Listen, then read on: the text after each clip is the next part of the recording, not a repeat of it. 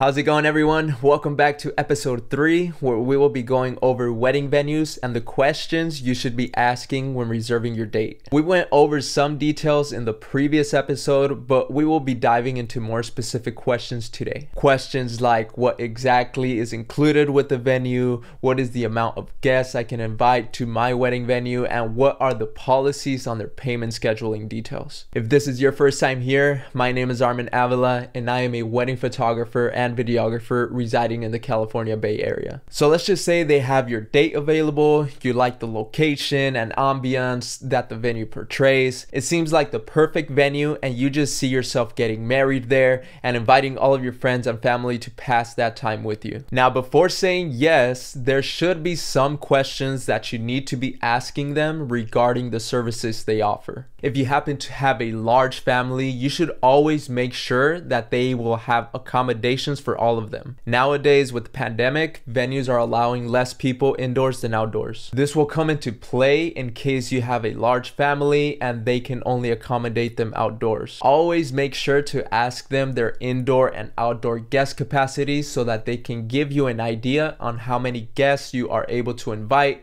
or you can decide to book a different venue because of their restrictions. Also, you should always ask if they offer any additional services. This can include anything from music, either live music or a DJ, catering, an open bar, a wedding booth, or anything else that will improve your guest experience. Many venues will let you know this in advance, but this just helps you gather information on what individual vendors you will need to get in contact with that are not offered by the venue itself. Most venues will include the essentials, and of course they will let you know the services that can be applied depending on your budget. Another important detail you should consider is asking them if they have any on-site getting ready locations. Some venues offer in-house locations where you are able to get your makeup done, put on your wedding dress or suit for the groom, and just hang out with your wedding party in a separate location from the groomsmen, of course. Some venues don't offer any on-site locations, and you will have to decide where you will need to be getting ready. Some brides decide to do it at a hotel near the venue itself, and others might use their own home to do so. In whichever way you decide to do it, just make sure you know this ahead of time. This helps for a more seamless planning process and will improve time managing when it comes to your timeline. So the fourth question you should be asking, and this is more specifically aimed at venues that have an outdoor ceremony as their main selling point: what is the backup plan in case it starts raining? Weather is something to take into consideration, especially since it can be predicted months in advance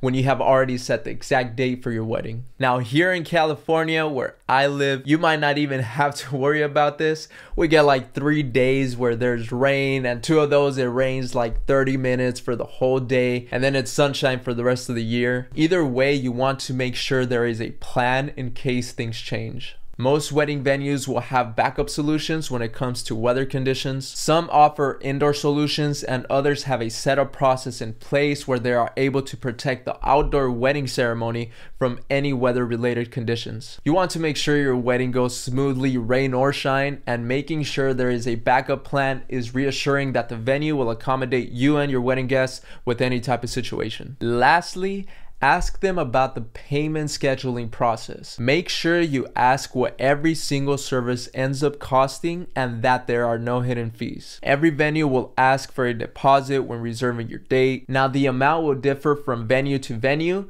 but you need to make sure to have this amount as soon as you can to assure your date is saved and reserved. With all that said, after asking these 5 questions, you will be able to gain more information and decide if this venue is right for you. Like I always say in my videos, these are only my recommendations from what I have seen and the questions I have been asked, but hopefully I was able to help out with any questions you might have regarding wedding venues and the planning process as a whole. I hope to see you guys on the next episode, where we will be talking about the benefits of having a local wedding versus a destination wedding. Thanks again for joining me today, and I'll see you guys on the next one. Goodbye.